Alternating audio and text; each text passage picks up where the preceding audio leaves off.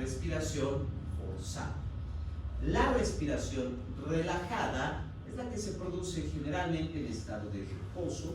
Por ejemplo, en este momento todos están con respiración relajada. Puede generarse, por ejemplo, al caminar, al estar sentados, echados, al estar dormidos, o al hacer pequeñas actividades que no requieran gran cantidad de actividad física, como cocinar, estudiar, comer, bañarnos, cambiarnos, etc. Y tenemos luego la respiración forzada. Esto ya depende de la actividad física, ya sea al trotar, al correr, al nadar, o inclusive podría ser por estados emocionales como el estrés, la ansiedad, que aumenta también la cantidad de aire que inspiramos y expiramos.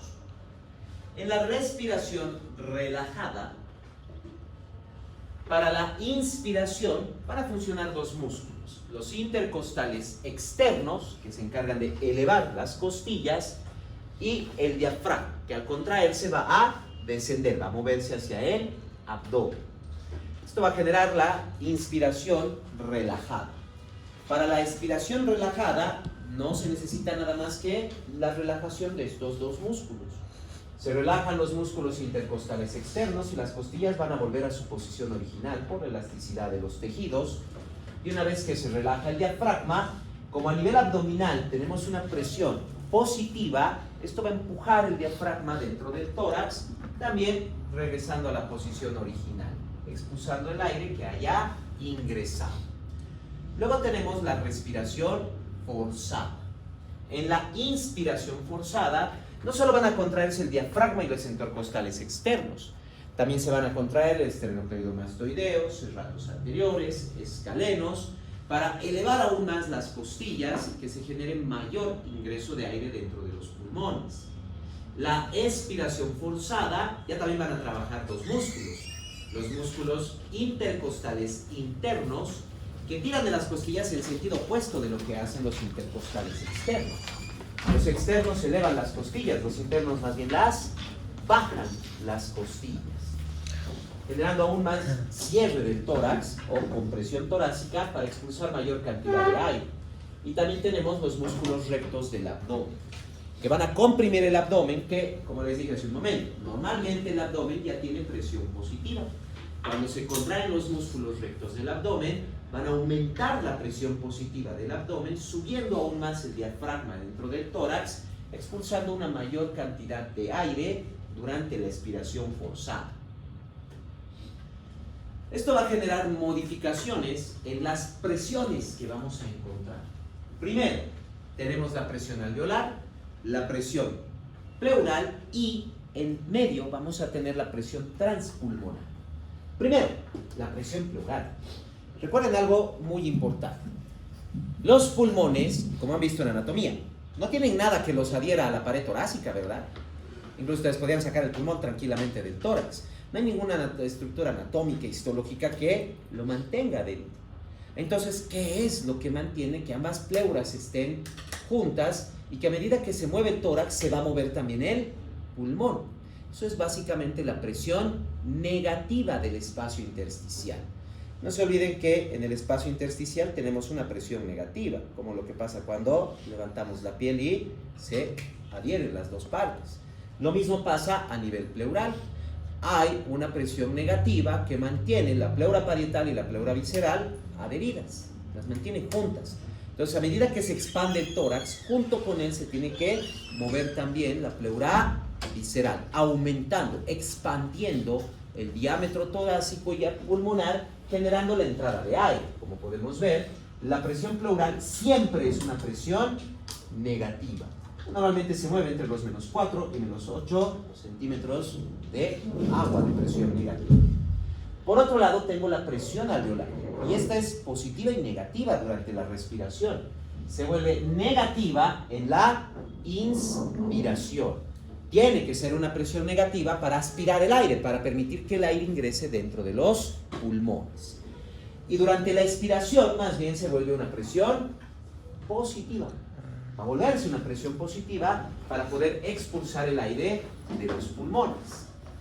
Entonces, presión pleural siempre es negativa, la presión alveolar en la inspiración es negativa y en la expiración se vuelve positiva. La diferencia de presión entre la presión alveolar y la presión pleural es lo que conocemos como la presión transpulmonar. Y es la presión a la que se encuentra el parénquima pulmonar. Vean que estamos hablando de una gran diferencia de presión, en especial durante la inspiración. Por eso, en primer lugar, la inspiración no puede ser un movimiento brusco, repentino. ¿Por qué? El tejido pulmonar va a tener esta presión, y si es demasiado fuerte, puede empezar a romperse, puede dañarse el parénquima pulmonar. Eso lo vemos también, por ejemplo, a nivel de lo que viene a ser la expansión pulmonar que se tenga que hacer después de una telectasia.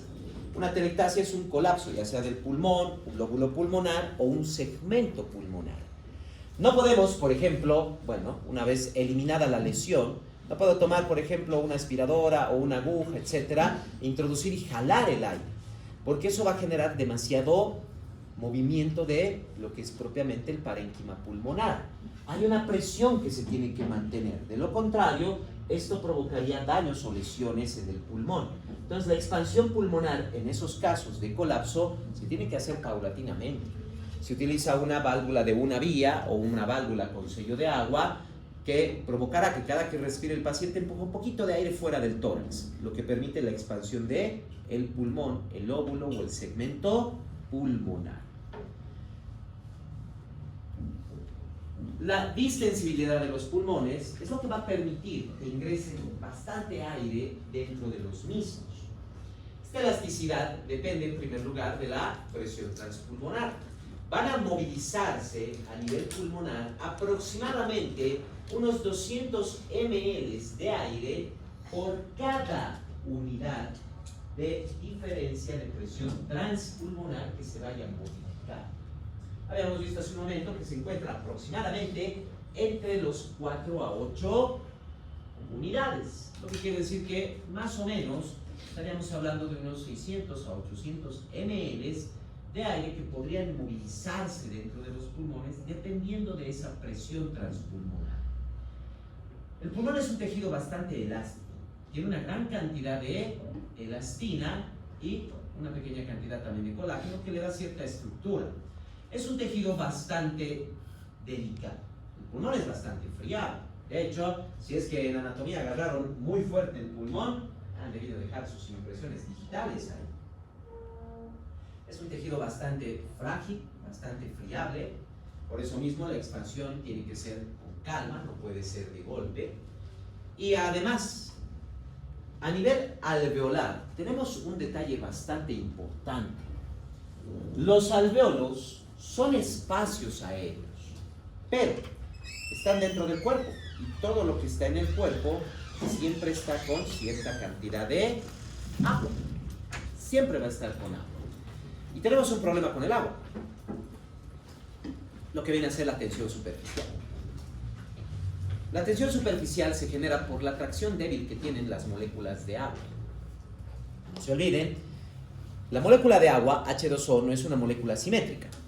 El oxígeno es negativo, el hidrógeno es positivo. Eso provoca que una parte de la molécula de agua tenga una atracción positiva y la otra parte una atracción negativa.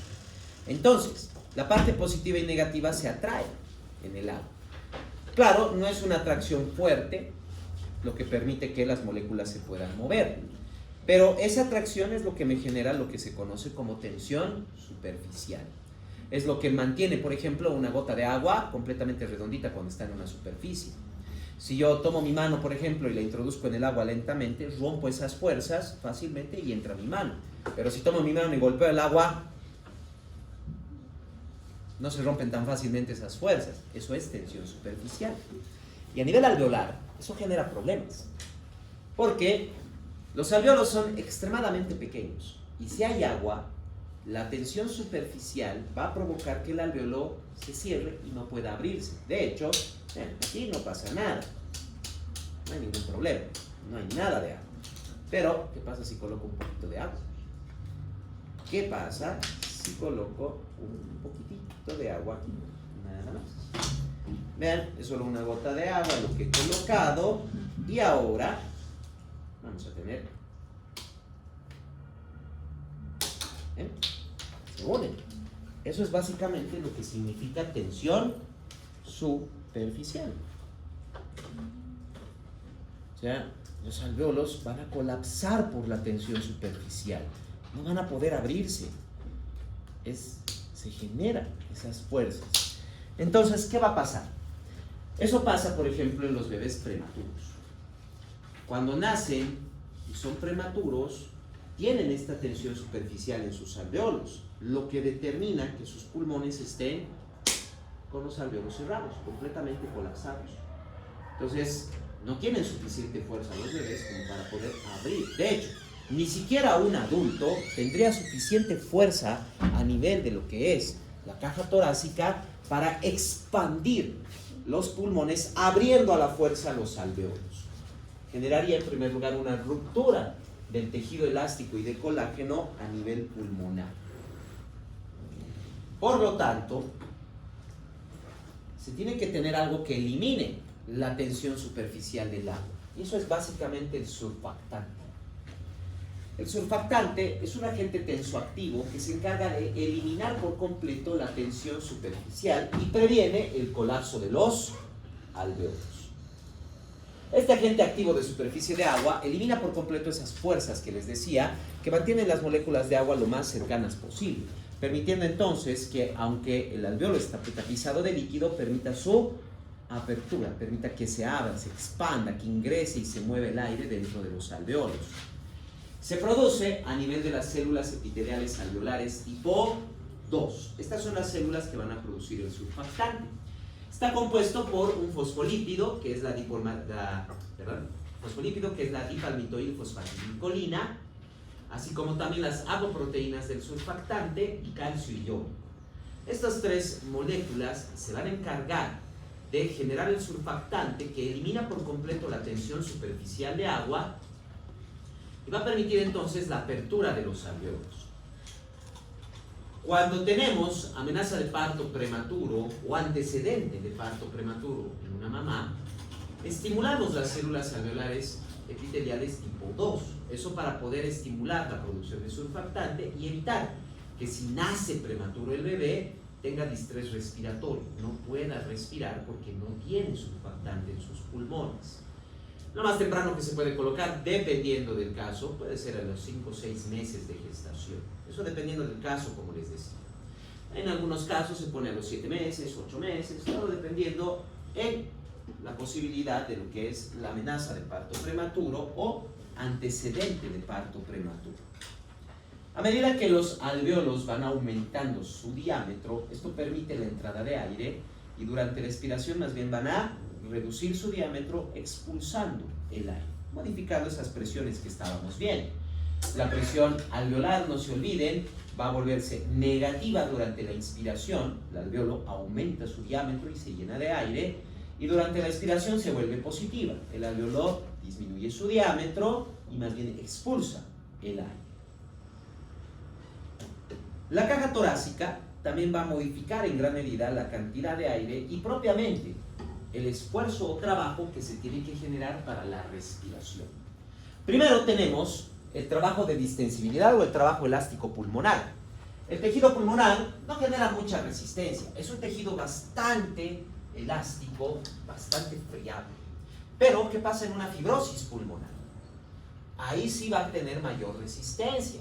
La elastina, así como también el colágeno, empiezan a ser reemplazados por fibrina, por tejido fibroso. Entonces, ¿qué va a pasar? Que a medida que se vaya generando esa situación que es la fibrosis pulmonar, ya no pueden expandirse bien los pulmones. Son más rígidos, son más duros.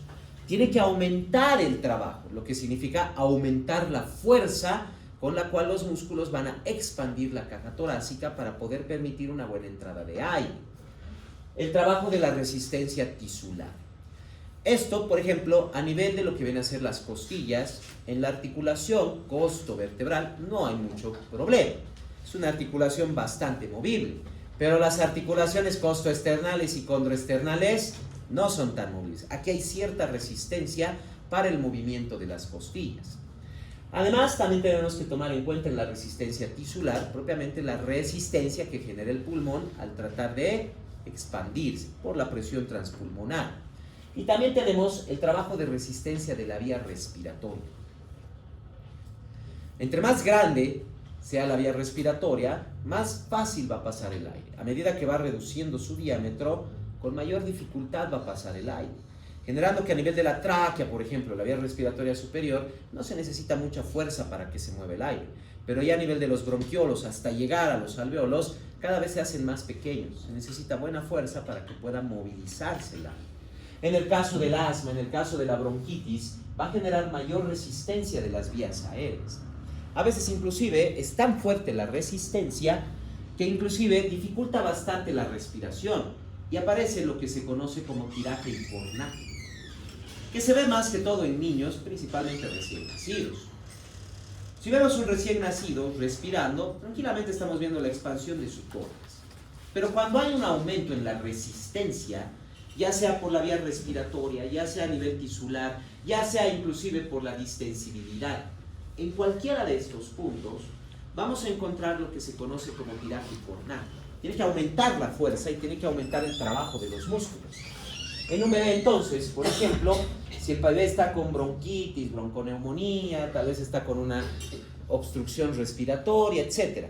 Vamos a ver que a nivel de sus costillas, en vez de ver el tejido tranquilamente entrando y saliendo, como hay una resistencia torácica, las costillas tratan de moverse, pero la resistencia provoca una presión negativa interna bastante fuerte, lo que hace que el espacio intercostal, el tejido blando, entre dentro del tórax. Se van a marcar las costillas del bebé. Y no solo a nivel intercostal, pasa lo mismo en las fosas supraclaviculares, se entran más. A eso se llama tiraje hipornátrico. Entonces vamos a ver un niño que sus costillas se van a marcar por los movimientos respiratorios. Eso es porque hay mayor resistencia. En respiración relajada durante el reposo, solo gastamos energía en la inspiración y solo con la contracción de los intercostales externos y el diafragma. No es nada más.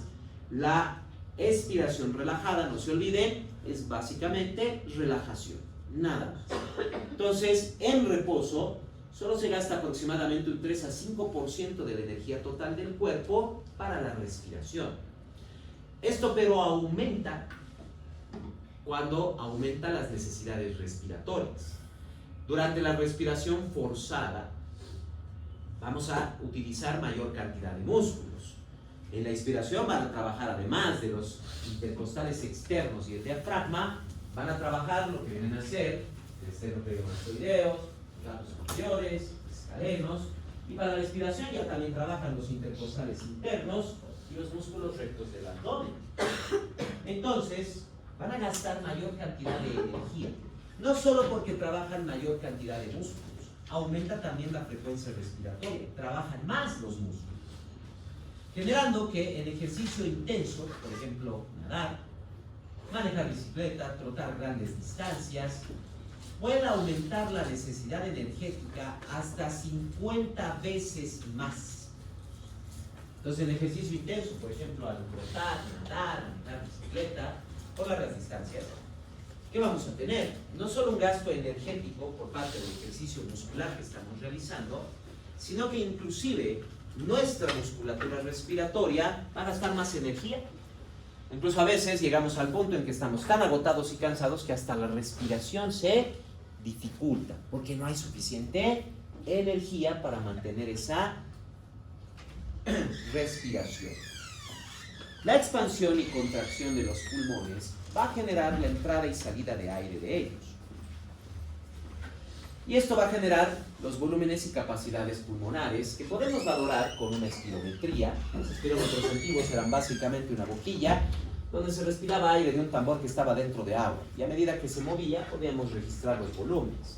Actualmente tenemos espirómetros digitales que tienen un sensor que puede tranquilamente medir la cantidad de aire que fluye. Por la espirometría podemos obtener los diferentes volúmenes y capacidades pulmonares.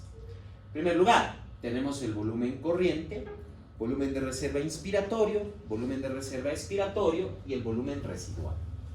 Todos estos volúmenes nos van a dar las capacidades pulmonares.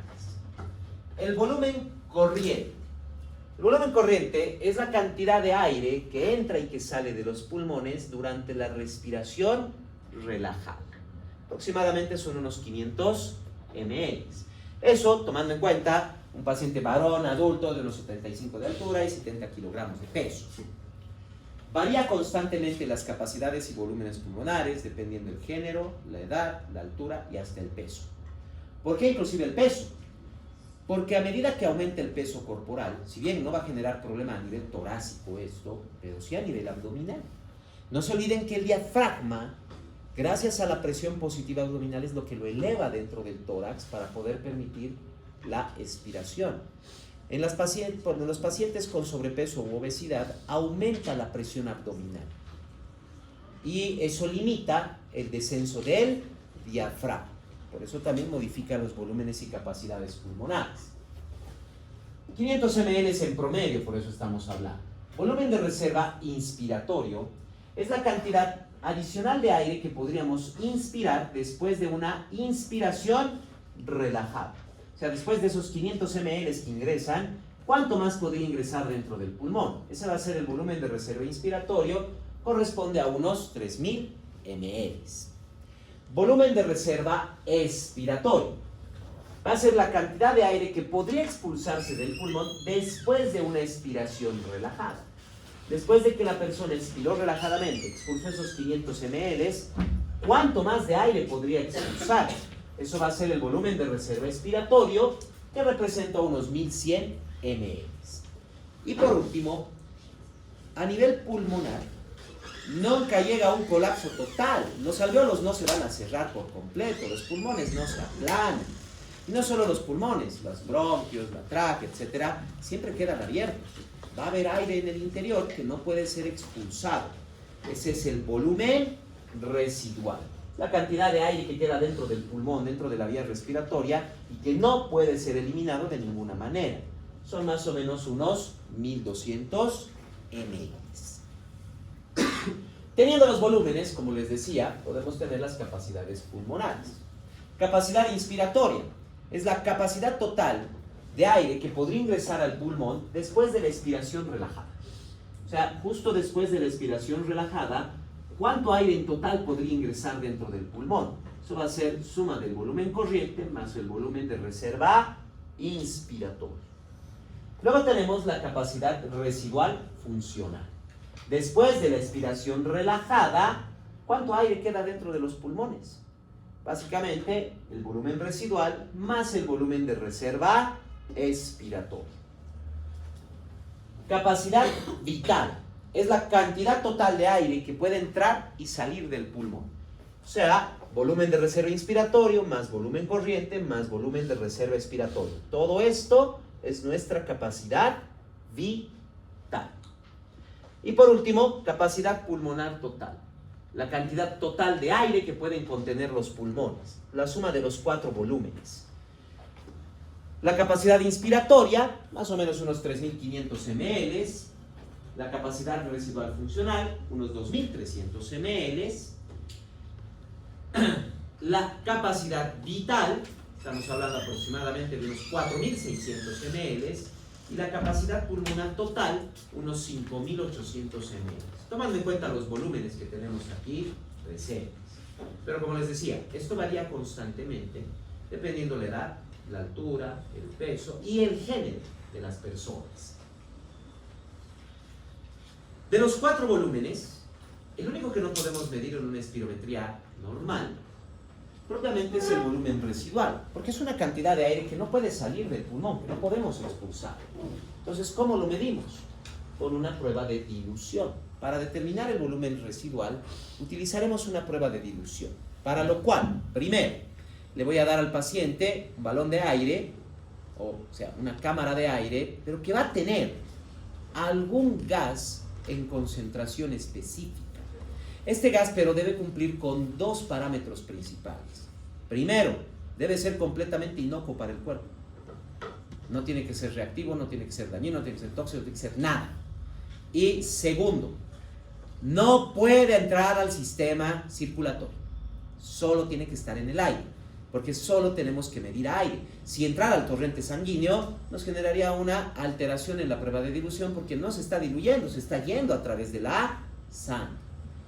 El gas que utilizamos para esto es el helio. Es un gas noble. En primer lugar, todos los gases nobles, ustedes ya saben, tienen completos sus órbitas atómicas, lo que quiere decir, no son reactivos. Entonces no van a generar daño en el cuerpo. Y el helio no ingresa al torrente sanguíneo. Completamente inocuo, no genera ningún problema y no va a ingresar a la sangre.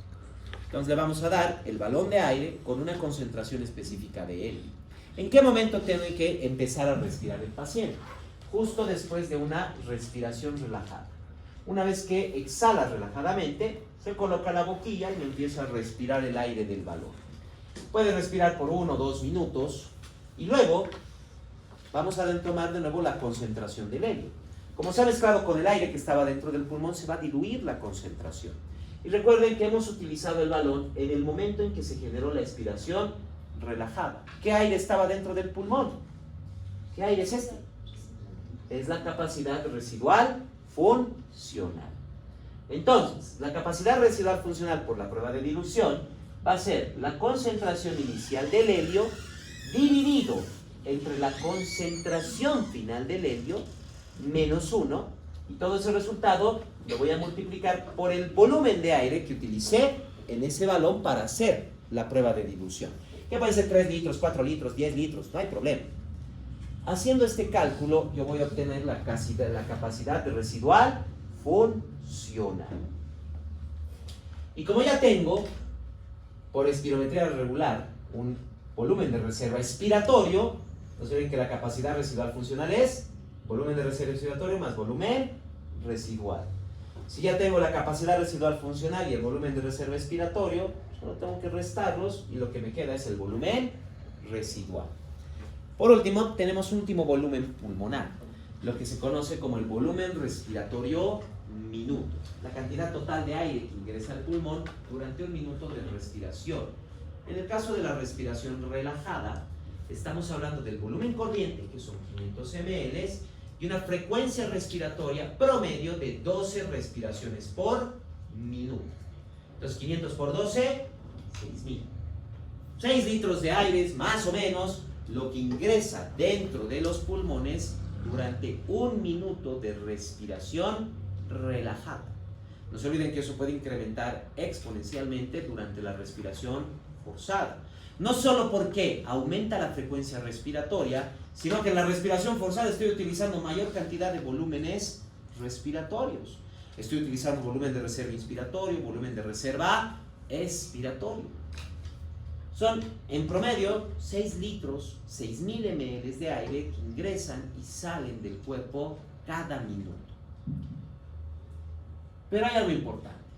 No todo ese aire llega a los alvéolos. La ventilación pulmonar no es lo mismo que la ventilación alveolar.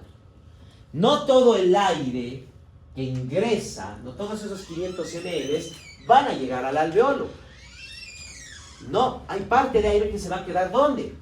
Fosas nasales, faringe, tráquea, bronquios, hasta el bronquiolo terminal. Son áreas donde se va a quedar aire. Todo este espacio corresponde más o menos a unos 150 ml. Este volumen se lo conoce como el volumen del espacio muerto. ¿Por qué espacio muerto? Porque todo el aire que está en estas áreas no participa en el intercambio de gases.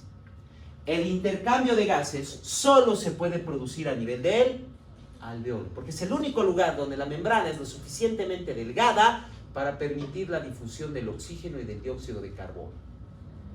En otras partes, esa membrana es muy gruesa, no puede difundir el oxígeno y el dióxido de carbono. Entonces, de nada sirve que haya aire si no hay intercambio de gases. Por eso se lo conoce como espacio muerto. Tenemos el espacio muerto anatómico, que son estos 150 ml que corresponden propiamente a la vía respiratoria. Fosas nasales, faringe, tráquea, bronquios, hasta llegar cerca del bronquiolo terminal. En todas esas estructuras no hay una membrana que permita el intercambio de gases. Hay aire, hay sangre, pero no hay intercambio de gases. Espacio muerto anatómico. Pero también pueden generarse espacios muertos fisiológicos. Y eso depende de la perfusión sanguínea. ¿De qué me sirve que una parte, un segmento, un lóbulo, una parte del pulmón tenga aire si no está llegando sangre? Si tengo alvéolos en los cuales no hay flujo de sangre, el aire que está en esos alvéolos de nada me sirve porque no participa en el intercambio.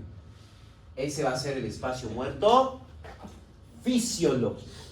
¿Y dónde encontramos, por ejemplo, un poco de espacio muerto fisiológico? En los ápices pulmonares cuando estamos de pie. Por gravedad, niveles hidroaéreos, líquido baja, el aire sube. Entonces, a nivel pulmonar, cuando estamos de pie, hay una extremada y muy buena perfusión en bases pulmonares, pero en ápices pulmonares no hay muy buena perfusión sanguínea. Pero sí llega buena cantidad de aire. Entonces, ahí tenemos espacios muertos fisiológicos, porque van a haber algunos alvéolos que van a tener flujo de sangre y otros no lo van a tener. Entonces, en los ápices pulmonares, cuando estamos de pie, hay una buena cantidad de espacios muertos fisiológicos. Ahora, son 150 ml de espacio muerto anatómico. Quiere decir que de 500 ml, solo 350 ml de aire van a llegar al alveolo. Los otros 150 se van a quedar en los espacios muertos anatómicos. Eso es la ventilación alveolar. La ventilación pulmonar, estamos hablando en promedio, como hemos visto, unos 6 litros por minuto. Pero no todo esto va a llegar al alveolo. La ventilación alveolar determina 350 ml que van a llegar. Quiere decir que en un minuto solo va a haber una ventilación alveolar de 4200 ml. O sea, no todo el aire que respiramos llega al alveolo. No todo va a llegar al alveolo. Una parte se va a quedar en la vía respiratoria, espacio muerto anatómico principalmente. Así que la ventilación alveolar depende de este punto principalmente. ¿Dónde viene la importancia de la ventilación alveolar? Se preguntarán. Sí. Cuando un paciente está en ansiedad, ¿cómo respira? Agitado, ¿verdad? Uno diría, ay, está respirando bastante agitado, entra bastante aire. ¿Pero será que está entrando bastante aire? Cuando uno está en ansiedad y está agitado, ¿acaso respira más de 150 ml? Es una respiración muy superficial. ¿Qué pasa si una persona está agitada y está respirando así? Apenas están moviendo 50 o 100 ml de aire, nada más. ¿Generará eso ventilación alveolar? ¿Ahora entienden por qué esos pacientes entran en hipoxia? Porque aunque están respirando más rápido, pero apenas están introduciendo hasta 100 ml de aire. No hay ventilación alveolar. Solo está cambiando el aire que se encuentra a nivel de la tráquea. No está llegando el aire a los alvéolos. No está llegando. Por eso esas personas que están con crisis de ansiedad y están respirando así agitados, rápidamente pero muy superficial, entran en hipoxia y hasta se desmayan. ¿Por qué? Porque no hay ventilación alveolar. No hay. El paciente tiene que respirar profundamente. Tenemos que respirar por lo menos 200 a 250 ml de aire para que parte se quede en lo que viene a ser el espacio muerto y recién llegue un poco, aunque sea un poquito, hacia los alvéolos. Una respiración muy superficial puede que no genere una buena ventilación alveolar. La vía respiratoria también tiene diferentes funciones. A nivel de lo que viene a ser la vía respiratoria inferior, aquí hablamos todo lo que está por debajo de la laringe. La laringe propiamente es el límite entre lo que conocemos como vía respiratoria superior y vía respiratoria inferior. La vía respiratoria inferior está formada por la tráquea, los bronquios y los bronquiolos. Son paredes musculares que a nivel de la tráquea y bronquios además están intercalados por anillos cartilaginosos. A nivel de la tráquea, inclusive son anillos en forma de C, no circulares completos como en los bronquios, sino que tienen una forma de C. Esto, junto con el músculo, puede modificar el diámetro de la tráquea. Puede estar relajado el músculo, permitiendo la apertura de la tráquea, o puede contraerse, acercando la parte posterior de los anillos, cerrando el diámetro de la tráquea, modificando el diámetro de la misma y modificando la resistencia de la vía aérea al flujo de aire. Y no solo tenemos esta situación, el músculo liso se controla por lo que viene a ser el sistema nervioso autónomo, sistema simpático que genera broncoconstricción y el parasimpático que genera broncodilatación. Pero también tenemos secreciones bronquiales. Siempre hay una pequeña secreción de mucosa a nivel bronquial que permite en primer lugar la limpieza del aire. Son muy pocas partículas diarias que podrían llegar a la tráquea. Vamos a ver en un momento, esa es la función de las vías respiratorias superior. Pero esas pequeñas partículas que lleguen, esas pocas cantidades, van a ser atrapadas a nivel de la mucosa en los bronquios, que puede incrementar además en situaciones como lo que son las bronquitis, inflamaciones o inclusive en las que viene a ser propiamente en el asma por la liberación de histamina y otros mediadores inflamatorios, así como la sustancia de reacción lenta de anafilaxia, como habíamos visto cuando veíamos alergias en inmunidad. El detalle es el siguiente. Claro, si el bronquio está dilatado y no hay secreción en gran cantidad, hay buen flujo de aire, no hay mucha resistencia. Pero si hay una broncoconstricción y de paso hay bastante secreción, esto va a generar dificultad para la respiración, haciendo inclusive que sea necesario mayor trabajo. Por eso les decía en bronconeumonías, etcétera. Podemos ver a un niño con tiraficornaje. En un adulto también se ve, pero no es tan fácil de ver porque ya la musculatura no permite que ingrese tanto el espacio intercostal. Ahora, fuera de esto, también tenemos que ver no solo la resistencia, sino también la limpieza que se tiene que generar en la tráquea y los bronquios. Básicamente son vías de conducción del aire desde el exterior hacia los pulmones, hacia los alveolos. Entonces va a entrar y salir aire constantemente y pueden entrar partículas que van a ser atrapadas en el moco, que no se queda aquí, se moviliza. Todo el epitelio traqueal y bronquial tiene una gran cantidad de cilios que van a ayudar en la limpieza del árbol bronquial. Los cilios están en constante movimiento y se mueven hacia la laringe, hacia la faringe. Quiere decir que toda la mucosidad bronquial siempre va a salir. Se mueve desde lo más lejano hacia la faringe, llegando a la faringe, siendo enviada directamente a la misma y ingresando al sistema digestivo para eliminar esa mucosidad y cualquier partícula o agente patógeno que haya quedado atrapado en el moco. Hay algo muy importante. El humo, no solo el humo del cigarrillo, estoy hablando del humo del cigarrillo, el humo de incendios, de fogatas, de parrilladas, el humo de los vehículos, gases tóxicos, vapores de gas, vapores de combustibles, etc. Todos estos generan lesión en el epitelio a nivel del árbol bronquial, que destruye los cilios, los va dañando los cilios, los va destruyendo. Lo que provoca entonces que una persona que está expuesta constantemente a estos humos, gases tóxicos y demás, va disminuyendo la cantidad de cilios, aumentando el atrapamiento de mucosa dentro de lo que viene a ser el árbol bronquial. Como la mucosa se queda atrapada y ahí tenemos bacterias y partículas, eso va a empezar a tapizar por completo el árbol bronquial y puede empezar a generarse infecciones, disminuye la luz del bronquio, difícilmente puede expulsarse esa mucosidad. Eso es lo que pasa con la exposición constante al humo, ya sea el humo de los vehículos, cigarrillo, fogatas, parrilladas, puede ser también a través de los vapores y gases que se generan, por ejemplo, de combustibles o de productos de limpieza bastante fuertes. Todo eso va a ir dañando poco a poco los cilios a nivel del árbol bronquial.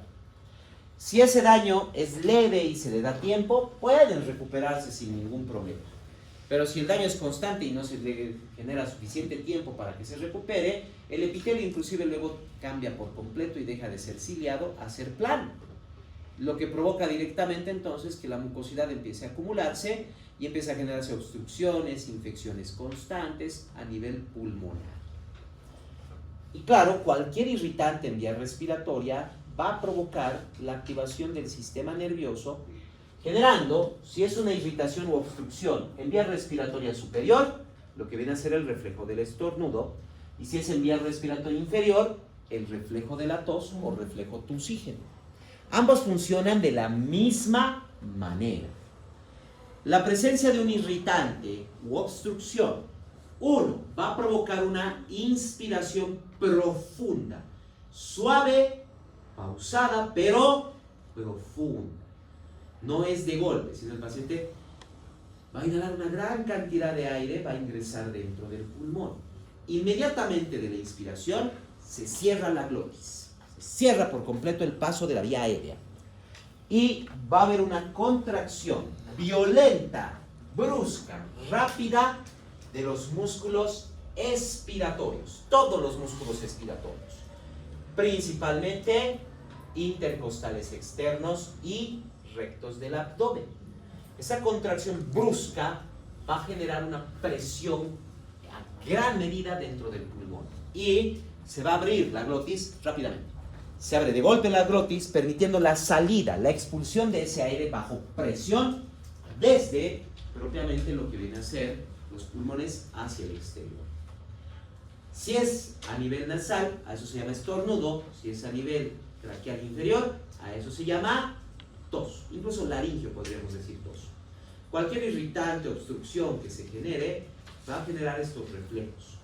Se genera una compresión de todos los músculos expiratorios de tal manera que el aire que sale durante el estornudo o la tos sale a una velocidad de entre 120 a 160 kilómetros por hora. 120 a 160 kilómetros por hora. Ni siquiera los autos se manejan a tanta velocidad en la ciudad. Ahora entienden por qué decíamos durante la pandemia toser o estornudar en el pliegue del codo o taparse. 120, 160 kilómetros por hora. ¿Qué tan lejos creen que va a llegar una bacteria gracias a eso o un virus? Por eso también decíamos mínimamente 1,5 metros de distancia entre personas. Tos o estornudo realmente estamos hablando de 120 a 160 kilómetros por hora que va a salir el aire. Suficiente velocidad y fuerza para que puedan expulsarse una gran variedad de obstrucciones que puedan estar ya sea en vía respiratoria inferior, tos, o en vía respiratoria superior, principalmente fosas nasales, esto. Y hablando de las fosas nasales, tienen una amplia función dentro de lo que viene a ser la respiración. Las fosas nasales, en primer lugar, son las encargadas de generar el acondicionamiento del aire. El aire que ingresa a los pulmones debe ser preparado adecuadamente, de lo contrario, podría generar alguna irritación o alteración pulmonares. Primero, el aire debe ser calentado, humidificado y filtrado. Primero, que no puede ingresar algo de sucio. Esto puede generar, primero, irritación o infección a nivel traqueal o bronquial, bronquitis, neumonías, bronconeumonías. Por eso, respirar por la boca no siempre es lo mejor, porque ahí no hay nada de filtrado. Además, la cavidad oral tampoco puede generar el calentado y el humidificado. Es por eso que el aire frío y seco, cuando respiramos por la boca, puede generar tos, puede generar irritación, etc. Tiene que ser la cavidad nasal, donde se va a generar primero el calentado. Todo el epitelio nasal es altamente, como ustedes han visto, altamente irrigado. Es un lecho capilar bastante inmenso. De tal manera que dentro del epitelio nasal no hay ni 1 milímetro del epitelio nasal donde no haya capilares. Hay una gran cantidad de capilares. Es una red capilar tan amplia que casi está en contacto directo con el aire. De no ser por la mucosa y por una pequeña cantidad de epitelio, estaría en contacto todos esos capilares directamente con el aire. Por eso mismo, cualquier lesión que se pueda generar dentro de la cavidad nasal genera un sangrado bastante amplio, porque hay una gran cantidad de capilares. Perdón. Esa cantidad de capilares libera gran cantidad de aire caliente. Como pasa bastante sangre por esos lechos capilares, van calentando el aire a su alrededor. Perdón. Por convección, se va liberando una gran cantidad de aire desde el torrente sanguíneo hacia el exterior, lo que va a calentar el aire. A medida que va calentando el aire, además, esa amplia temperatura y el flujo constante de sangre también permite una evaporación de gran cantidad de agua. Va calentando y va humidificando el aire que va ingresando por la vía respiratoria superior, por la cavidad nasal. Esto incluso ustedes lo ven y juegan constantemente con eso cuando eran niños, en especial en frío, en ambientes como invierno, etcétera y demás, ¿verdad?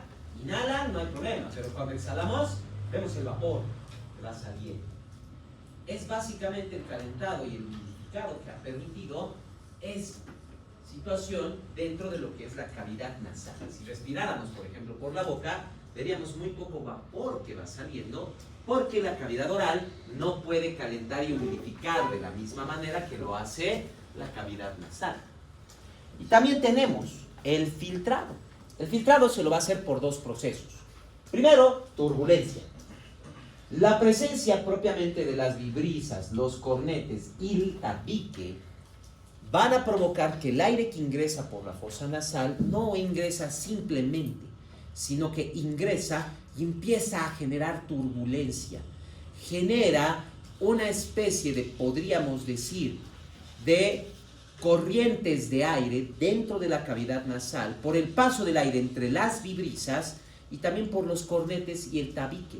Van a provocar entonces que el aire empiece a remolinarse en la cavidad nasal, provocando que todas las partículas que estén en él, por este flujo turbulento, choquen contra las paredes de la cavidad nasal, donde, ahí está el otro proceso, hay moco, entonces todas las partículas, por la turbulencia, van a empezar a golpearse con las paredes de la cavidad nasal, y ahí hay moco, quiere decir que se golpean y quedan atrapadas. Esa es la forma en que se va limpiando, en que se filtra el aire en la cavidad nasal. Entonces no solo es la cavidad nasal la que va a calentar y humidificar el aire, también lo filtra. Por eso si respiramos por la boca, no solo entra aire frío, seco, que irrita más y puede generar tos, sino que está ingresando gran cantidad de partículas y agentes patógenos. Claro, la cavidad nasal no puede filtrar por completo todo el aire. Toda partícula de más de 6 micrómetros va a quedar atrapada en la cavidad nasal. Aquellas partículas que tienen menos de 6 micrómetros de diámetro pueden llegar a pasar. Pero ya, 6 micrómetros de diámetro que van a ser atrapados a nivel de la mucosa, en la tráquea y en los bronquios. Y que los cilios, claro, se van a encargar de llevar todo ese moco con partículas que tengan menos de 6 micrómetros hacia la faringe. Dentro de la cavidad nasal vamos a tener en primer lugar también, en especial en la parte posterior de la cavidad nasal, tenemos también cilios, que de igual manera también mueven toda la mucosa hacia la faringe, para permitir que toda la mucosa llena de partículas pase directamente al sistema digestivo, donde va a ser eliminado por completo todas esas partículas o agentes patógenos. Y por otro lado, como tenemos moco y va capturando una gran cantidad de partículas, aquí vamos a tener una precipitación gravitacional. Se generan masas de moco con partículas, agentes patógenos, polvo, etc. Y empiezan a caer. ¿Pero dónde caen? A el piso de la cavidad nasal, donde vamos a encontrar una gran cantidad de macrófagos, que van a encargarse de fagocitar todas esas partículas, agentes patógenos que quedan atrapados dentro de la cavidad nasal. Tanto los cilios, que van a mover el moco hacia la faringe, como los macrófagos en el piso de la cavidad nasal, son los que se van a encargar de eliminar por completo todas las partículas y agentes patógenos que, gracias al filtrado en la cavidad nasal, van a ser aquí detenidos y atrapados. Por eso la gran importancia de siempre mantener una buena respiración nasal. Y a nivel de la laringe, no solo es el punto medio entre lo que es vía respiratoria superior e inferior, sino que a nivel de la laringe tenemos propiamente lo que viene a ser la capacidad de fonación, la articulación y la resonancia, propiamente lo que viene a ser la vocalización, la capacidad que tenemos para poder hablar. Primero, a nivel de lo que viene a ser la laringe, tenemos cartílagos tiroideos, cartílagos aritenoides y cartílagos cricoides. Entre los cartílagos aritenoides y la parte posterior central del cartílago tiroideo, ahí vamos a tener tejido fibroso que va desde la parte central del cartílago tiroides hacia cada una de las astas de lo que son los cartílagos aritenoides. Tejido fibroso extremadamente denso, rígido, que cuando se cierra, no es que impida directamente el paso de aire, va a pasar el aire entre el tejido fibroso, pero al pasar por este lado va a generar una vibración. Lo mismo que podríamos decir con los labios. Con la boca abierta, entra y sale el aire sin problema. Pero si yo cierro los labios y trato de sacar aire, se genera una vibración.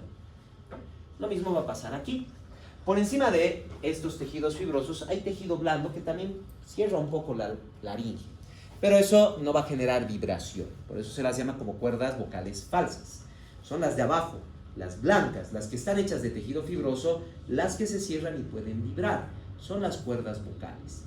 Esa vibración depende del cierre de las cuerdas vocales. La abducción completa o la abducción ligera no cierra para nada ningún espacio de las cuerdas vocales, no pueden vibrar, ahí no hay sonido. Ahora, una posición intermedia quiere decir que solo la parte delantera, la parte anterior de las cuerdas vocales van a estar cerradas, el resto va a estar abierto. Entonces, esta pequeña parte va a vibrar y eso va a generar un pequeño sonido bastante suave y eso va a ser el susurro intenso. Ahora, si cerramos un 50% alrededor de las cuerdas vocales, va a quedar una parte abierta por donde va a salir aire y solo una parte delantera, la mitad delantera, va a vibrar. Ese va a ser el susurro intenso. La fonación, el sonido real de la voz de la persona, se genera cuando hay cierre completo de las cuerdas vocales. Esto depende de los mismos músculos a nivel de la laringe. La apertura o abducción de las cuerdas vocales depende principalmente de los músculos tiroaritenoideo y cricoaritenoideo laterales, que van a permitir la separación de los cartílagos aritenoideos separando las cuerdas vocales. Son los músculos aritenoideo transverso y cricoaritenoideo posterior los que van a cerrar, los que van a acercar los cartílagos aritenoides cerrando las cuerdas vocales. Claro, dependiendo su grado de contracción y cuál es el músculo que se contrae, puede que cierre solo una pequeña parte, la mitad o toda la cuerda vocal, permitiendo los diferentes grados y niveles de vibración que se van a generar, ya sea para el susurro intenso, el susurro ligero o propiamente la vocalización total, la fonación. Pero una cosa es sonido. Sonido puede ser solo y nada más. Algo más falta aquí. Ahí viene la articulación. En la articulación estamos hablando ya propiamente de los movimientos, principalmente labiales, mandibulares y linguales, para modificar ese sonido que viene desde la laringe y darle una estructura que nos represente cada consonante, sonido, vocal, etc. La articulación es lo que va a permitir entonces que la fonación, el sonido, se traduzca en palabras. Ya sea sonidos como A, E, I, O, depende de los movimientos orales, consonantes, etc. Y propiamente, si hago un sonido A seguido de un sonido L, es al. Si es al revés, va a ser la. Entonces va cambiando eso dependiendo de la articulación. Y por último tenemos la resonancia. Es importante generar resonancia. Si yo tomara, por ejemplo, solo una cuerda de guitarra, solo la cuerda de guitarra, y la tenso, la golpeo, ¿genera sonido? Sí va a generar sonido, está vibrando, pero casi no se lo percibe. En cambio, si lo acerco a una caja, como en una guitarra, entonces la caja me va a generar una resonancia que me va a aumentar la intensidad de ese sonido. Y a nivel corporal tenemos 3 cajas de resonancia. La primera, la misma cavidad laringea. Sobre y por debajo de las cuerdas vocales hay aire, hay espacio. Entonces ahí ya tenemos una resonancia. También tenemos resonancia en la vía respiratoria superior. Faringe, cavidad nasal, senos paranasales, son espacios abiertos, llenos de aire, que van a generar también resonancia del sonido para poder aumentar su intensidad. Y nuestra mayor caja de resonancia, todo el tórax. Bueno, no todo, sino todos los pulmones, el espacio pulmonar. Son espacios llenos de aire, tráquea, bronquios, alveolos. Están llenos de aire y generan también resonancia. De hecho, está la resonancia a nivel torácico, que si nosotros apoyamos la mano, percibimos esa resonancia. Y es una prueba que realizamos constantemente, las vibraciones vocales que percibimos al tocar el tórax del paciente. Ya en semiología van a aprender. Las resonancias generan propiamente que podamos percibir de mejor manera sonidos sin tener que amplificar el sonido. La caja de resonancia ya amplifica eso sin tener que generar mayor tensión o estrés sobre las cuerdas vocales. Por ejemplo, ahí, ¿cuántos se escuchan? ¿Y lo pongo acá? Ah, ¿qué ha pasado? Está en una caja de resonancia. ¿Cuántas veces habrán tratado de escuchar algo en su teléfono colocando así sus manos? ¿Ves? Generando resonancias. Y como les decía, estas resonancias se generan en todo momento. Se generan a nivel de la laringe, a nivel de la cavidad nasal y también a nivel del tórax. Es por eso mismo que cuando estamos resfriados y están congestionadas las cavidades nasales y los senos paranasales, desaparece por completo esa caja de resonancia. Se modifica inclusive la forma de sonido de la persona. Básicamente hay que aprender a utilizar bien las cajas de resonancia, porque a veces no necesitamos gritar para poder hacernos escuchar a distancia. De hecho, si no utilizo mis cajas de resonancia, este es el tono de mi voz. Ese es el volumen. ¿Cuántos pueden llegar a escuchar? Si hubiera bulla como otros momentos y demás, ¿pueden escucharme? En cambio, si utilizo mis cajas de resonancia torácicas, no necesito gritar. Basta con utilizar bien mis cajas de resonancia, puede llegar mi voz más lejos, sin necesidad de gritar. Aprendan a usar bien sus cajas de resonancia, ya no grite. Solo se van a lastimar las cuerdas vocales.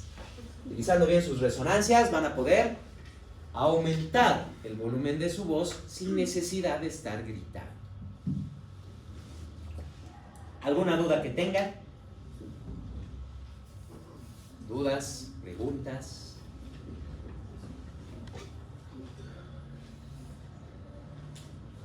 ¿Nada? ¿Están seguros? Eso de también hay sustancia de anafilaxia que estaba en la otra. Sí. ¿Cómo es eso? La histamina, no se olviden que es parte de los mediadores químicos de la inflamación, lo que quiere decir que primero aumenta el grosor del epitelio porque hay epitelio inflamado, y además aumenta la secreción. Y la sustancia de reacción lenta de anafilaxia es un broncoconstrictor, disminuye la luz del bronco. Eso es lo que genera, por ejemplo, en el asma, que se llene de líquido y cierre de tal manera que, como el aire está pasando por un espacio tan reducido como en los labios, entonces sería un... Aparece la sibilancia en el asma, porque el bronquio está bien cerrado, no colapsado, si no el paciente estaría asfixiándose, lo que es la anafilaxia. Pero en el asma hay disminución, lo que genera la sibilancia. ¿Otras dudas, preguntas? Doc, dijo al comienzo que se administraba surfactante, ¿eso cómo lo hacen? ¿Vía inhalatoria o...? No lo administramos el surfactante, estimulamos la producción del surfactante. Esto se lo hace con corticoide. Las células alveolares epiteliales tipo 2 se estimulan con corticoide para poder producir el surfactante. Entonces, en todas las mamás con amenaza de parto prematuro o que tengan antecedente, les colocamos corticoide. Les colocamos corticoide y con eso estamos seguros que, como el corticoide va a pasar la barrera hematoplacentaria, va a llegar a los pulmones del feto, los van a estimular para producir el surfactante y que no haya ese colapso pulmonar en caso de que el bebé nazca prematuro. Entonces, con eso evitamos el síndrome de distrés respiratorio del recién nacido. Claro, peligroso. Siempre y cuando pero haya antecedentes de partos prematuros o amenaza de parto prematuro. Si no hay, no es necesario colocar. No es necesario. ¿Y de manera preventiva, Doc? Bueno, de manera preventiva se coloca más o menos a los 8 meses de gestación en muchas pacientes. Sí, Después no. más que la madre. Después no. Después no. Generalmente en mamás primerizas, pero porque como es el primer embarazo, muy probable que el útero no alcance completamente hasta los 9 meses. Es muy probable, madres primerizas, generalmente sus hijos nacen no a los 48, 49 semanas, nacen a las 46, 47. Y claro, está el riesgo del distrés respiratorio, entonces se les coloca betametasona, corticoide y con eso es suficiente. Ahora, si hay amenaza, etcétera, hasta desde el 5.º mes se puede poner. Hasta desde el 5.º mes se puede llegar a poner. 5.º, 6.º, 7.º mes. Una vez que se coloca, ya sabemos que va a empezar la maduración y no va a haber esa falla respiratoria. ¿Por qué? Los pulmones ya no van a estar colapsados por el líquido, sino que el surfactante ya va a eliminar la tensión superficial y van a poder abrirse los alveolos. ¿Otras dudas? ¿Preguntas? Y sí, sé que parece un trabalenguas, pero tienen que aprendérselo. Dipalmitoil fosfatidilcolina. Tienen que aprendérselo. Parece trabalenguas, sí, pero sí son.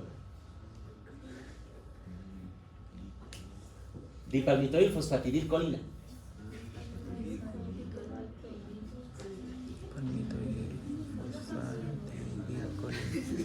Palmito. Ah, dipalmito. Sí. Sé que parece trabalenguas, pero son los nombres que les colocan. Dipalmitoil, fosfatidilcolina. Dudas. Doctor, Preguntas. dijo que la fonación tenía que ver con lo de las cuerdas vocales, ¿no? Si no hay un buen cierre, entonces tampoco habría una buena voz, o eso igual es... No es que sea buena voz, sino que para una voz como esta, tiene que estar completamente cerradas las cuerdas vocales. En cambio, si te hablo de esta manera, solo hay una parte cerrada y el otro es aire. Nada más. Si solo está cerrada una parte, esa es la única parte que va a vibrar. Lo demás es aire que va a pasar. Entonces se genera el susurro. Y claro, no se olviden, dependiendo del grosor de la cuerda vocal, igual que los grosores de una guitarra. Entre más gruesa sea, más grave el sonido. Entre más delgado sea, más agudo el sonido. Entonces depende del tejido fibroso, lo que va a generar entonces los diferentes tonos de voz que pueden tener las personas. Y claro, la laringe, entre más grande sea, mayor resonancia. Es por eso que personas que, por ejemplo, tienen una manzana bien marcada, que es el cartílago tiroideo, es porque tienen su laringe bastante ancha, lo que genera un tono de voz más fuerte. Y si tienen las cuerdas vocales gruesas, un tono de voz no solo fuerte, sino también profundo. Personas entonces que su laringe es más delgada, con cuerdas vocales más delgadas, su tono de voz es más delgado y más agudo. Más suave y más agudo. Y en caso de algún fumador, ¿también existiría un daño en las cuerdas vocales como hay en los bronquiolos y los alveolos? Los fumadores lo que hacen principalmente es generar un daño, no tanto así en la cuerda vocal, sino acumular gran cantidad de mucosidad en la cuerda vocal, lo que genera una voz ronca, lo que genera una ronquera. Porque a esos pacientes, si toman agua y hacen gárgaras o hacen incluso vaporización, desaparece la ronquera por un tiempo y luego vuelve a aparecer, pero es completamente por la mucosidad. Lo que sí puede generarse es un engrosamiento o alteración de las cuerdas vocales que puedan provocar alteración en la voz. No se olviden, por ejemplo, durante la adolescencia hay partes de la cuerda vocal que están tensas, hay partes que están relajadas y hay partes que están engrosando y otras más delgadas. Dependiendo cuál es la que va a vibrar, es lo que pasa con los adolescentes, que pueden tener a ratos una voz regular, una voz grave o incluso los gallitos, los sonidos bien agudos. ¿Pero es por qué? Porque las cuerdas vocales se están engrosando no de forma, por así decirlo, todo en uno. Hay partes que ya están engrosando y hay partes que todavía no están engrosando. Entonces, dependiendo cuál es la que vibra, hay diferentes tonos de voz. Lo que pasa en los adolescentes.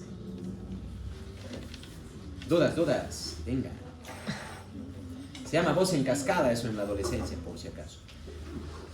Popularmente lo conocemos como los gallitos de los adolescentes, pero médicamente se conoce como voz en cascada.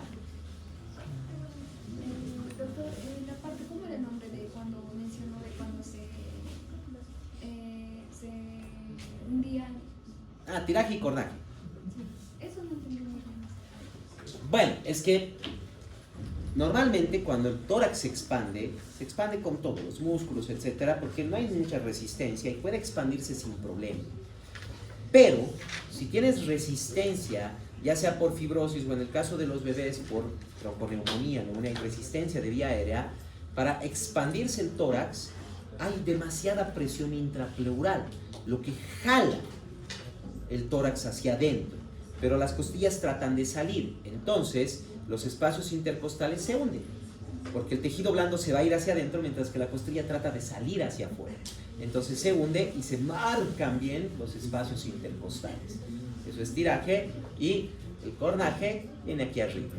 La entrada de las fosas supraclaviculares. Porque aquí básicamente tocamos el ápex pulmonar. Y si está con dificultad respiratoria, la presión negativa va a hacer que esto se hunda más. Y tu clavícula va a tratar de subir por el esternocleidomastoideo. Entonces, la fosa supraclavicular se vuelve más profunda. Indicador de gravedad en los niños, ¿o no?